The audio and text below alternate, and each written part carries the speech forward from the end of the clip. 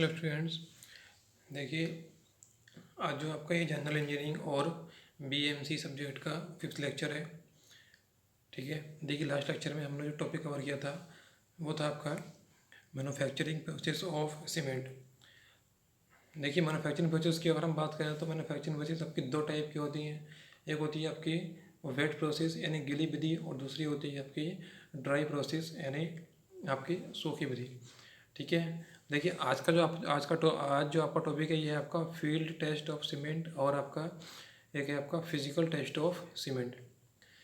ठीक है, देखिए फिजिकल टेस्ट आपके वो टेस्ट होते हैं जो आपको सीमेंट को आप छू कर पता लगा सकते हैं कि इसकी प्रॉपर्टीज़ कैसी हैं, ये सीमेंट आपका कंस्ट्रक्शन में यूज़ करने के लायक है या नहीं है। ठीक है, आपके जो फील्ड टेस्ट वो जो होते हैं आपके वो टेस्ट होते हैं जो आप फील्ड में ही कर सकते हैं और सीमेंट की प्रॉपर्टीज़ के बारे में पता लगा सकते हैं या फिर सीमेंट की स्ट्रेंथ के बारे में हम पता लगा सकते हैं, वो कहलाते हैं आपके फील्ड टेस्ट। ठीक है,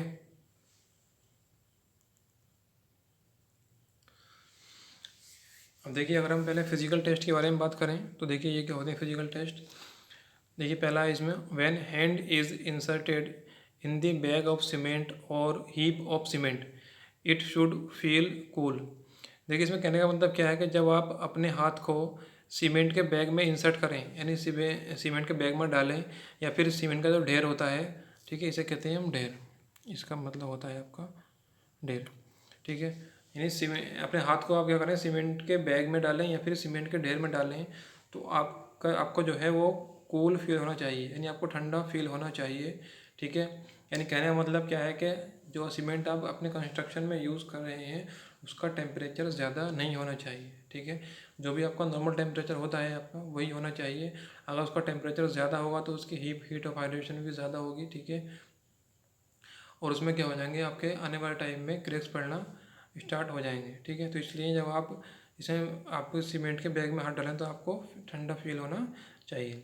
ठीक है, नेक्स्ट है आपका सेकंड है आपका it should feel smooth on rubbing in between the fingers. देखिए इसमें कहने का मतलब क्या है कि जब आप सीमेंट को अपनी फिंगर्स के बीच में रबिंग करें, जैसे आपके फिंगर्स में आपने सीमेंट लिया और इस तरह से आप क्या कर रहे हैं उसे रबिंग कर रहे हैं, तो आपको क्या होना चाहिए, बिल्कुल स्मूथ फील होना चाहिए। ठीक है, यानी आपको कुछ इस तरह का फील नहीं होना चाहिए जैसे आप सैंड को लेके अगर हम इसमें रबिंग करेंगे तो आपको क्या स्मूथ फील नहीं होगा। लेकिन सीमेंट क्या होना चाहिए, इतना फाइन होना चाहिए कि जब आप इसे आप जब आप रबिंग करें यानी जब इसे घिसें तो क्या होना चाहिए, आपको बिल्कुल स्मूथ यानी चिकना फील होना चाहिए। ठीक है, ये आपका सेकंड था। अच्छा अगर थर्ड की बात करें तो थर्ड क्या है आपका, cement should be free from lumps. If there is any lumps in cement bag it should be easily breakable on pressing between the fingers. देखिए कहने का मतलब क्या है कि cement should be free from lumps, यानी सीमेंट में जो है किसी भी तरह की जैसे सीमेंट इकट्ठा होकर क्या है गांठें बन जाती हैं, वो आपके सीमेंट में नहीं होनी चाहिए। ठीक है, लम्प्स होती हैं आपकी गांठें, ये होती हैं आपकी गांठें। तो सीमेंट में किसी भी तरह की गांठें नहीं होनी चाहिए। If there is any lumps in cement, और अगर सीमेंट में कोई गांठ प्रेजेंट है भी, ठीक है, तो क्या होना चाहिए, it should be easily breakable on pressing between the fingers, यानी क्या है ये आसानी से टूट जानी चाहिए जब हम इसे अपनी फिंगर्स के बीच में जो है आपका प्रेस करें। ठीक है, यानी कोई भी गांठ है आपकी, अगर उसे आप फिंगर के बीच में प्रेस कर रहे हैं तो वो क्या होनी चाहिए, ईजिली टूट जानी चाहिए। ठीक है, देखिए ये सारी फिजिकल प्रॉपर्टीज़ हैं, यानी हम क्या कर रहे हैं इसे हम सीमेंट को छूने के बाद में पता लगा रहे हैं कि उसकी प्रॉपर्टी कैसी है या फिर उसकी प्रॉपर्टी किस तरह की होनी चाहिए। ठीक है, नेक्स्ट है आपका when a small quantity of cement is thrown in the bucket of water it should sink and should not float on the surface. देखिए इसमें कहने का मतलब क्या है कि जब आप सीमेंट की थोड़ी सी मात्रा क्या करें एक बकेट में पानी से भरी एक बकेट यानी बाल्टी में डालें, ठीक है, तो आपका जो सीमेंट है वो उसमें डूब जाना चाहिए। ठीक है, इसमें लिखा है कि cement is thrown in the bucket of water it should sink, यानी क्या है ये डूब जाना चाहिए, उसमें बाल्टी में डूब जाना चाहिए। एंड शुड नॉट फ्लोट, और आपका जो बाल्टी के में पानी जो बाल्टी में जो पानी है उसके ऊपर तैरना नहीं चाहिए। ठीक है, अगर ये सिंक हो रहा है तब तो सीमेंट की प्रॉपर्टी अच्छी है। ठीक है, अगर ये आपका फ्लोट यानी कि तैर रहा है उस पर तब इसकी प्रॉपर्टी ठीक नहीं है। ठीक है, ये थी आपकी फिजिकल प्रॉपर्टी। नेक्स्ट है आपका देखिए फील्ड टेस्ट। देखिए टेस्ट क्या आपका, पहला colour, the colour of cement should be uniform and grey with a light greenish shade. देखिए आप इसे देख के पता लगा सकते हैं कि सीमेंट आपका अच्छी क्वालिटी का है या नहीं है। तो क्या है आपका, the colour of cement should be uniform and grey, क्या होना चाहिए आपका, एक जैसा होना चाहिए। जैसे अगर आप कोई बैग ले रहे हैं, ठीक है, जब बैग में देखें, कोई एक बैग है आपका सीमेंट का, ठीक है, तो उस बैग में जो आपका सीमेंट है वो पूरे सीमेंट का जो कलर है वो यूनिफॉर्म यानी एक जैसा होना चाहिए। और वो होना कैसे चाहिए, वो आपका ग्रे कलर होना चाहिए विद ग्रेनिश शेड। उसमें क्या है, ग्रीनिश शेड होना चाहिए, ठीक है, यानी हल्का हल्का ग्रीन दिखाई देना चाहिए। और उसका कलर कैसा होना चाहिए, ग्रे होना चाहिए। और ये पूरा का पूरा पूरे बैग में क्या होना चाहिए, एक जैसा होना चाहिए। या फिर हम अगर सीमेंट के हीप की बात कर रहे हैं यानी सीमेंट के ढेर की बात कर रहे हैं, तो वो पूरा ढेर भी एक जैसा ही होना चाहिए, ठीक है। अच्छा अगर आगे बात करें, हम स्ट्रेंथ की बात करें, ठीक है, तो स्ट्रेंथ क्या चेक करते हैं, देखिए फील्ड में सीमेंट की, देखिए make the small ball of 1:4 cement sand mortar, ठीक है।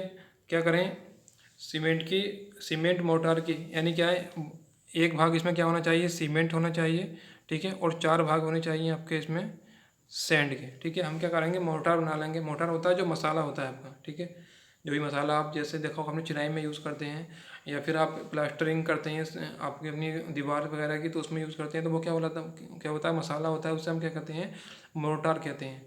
क्योंकि इसमें क्या कर रहे हैं आप, 1:4 की, यानी इसमें एक भाग क्या कर रहे हैं, सीमेंट ले रहे हैं और 4 भाग सैंड ले रहे हैं, और हम क्या बना रहे हैं, मोर्टार बना रहे हैं, ठीक है।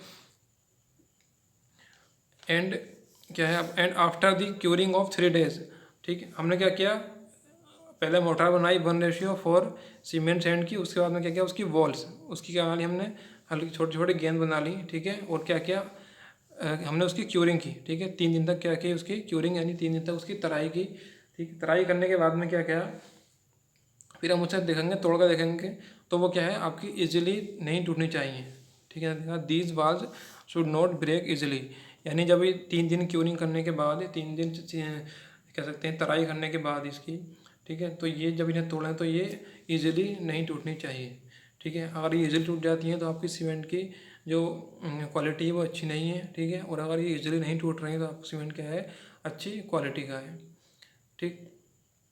देखिए ये जो टेस्ट करते हैं आप, ये स्मॉल वर्क के लिए करते हैं, कहीं स्मॉल कंस्ट्रक्शन चल रहा है तो वहाँ हम ये टेस्ट करके भी अपना काम चला सकते हैं। लेकिन अभी कहीं आप बहुत बड़ा कंस्ट्रक्शन चल रहा है, बहुत बड़ा प्रोजेक्ट है आपका, जैसे आपका कोई डैम बन रहा है, ठीक है, या फिर कोई ब्रिज बन रहा है, तो वहाँ आपको लेबोरेटरी टेस्ट की भी ज़रूरत पड़ती है, ठीक है।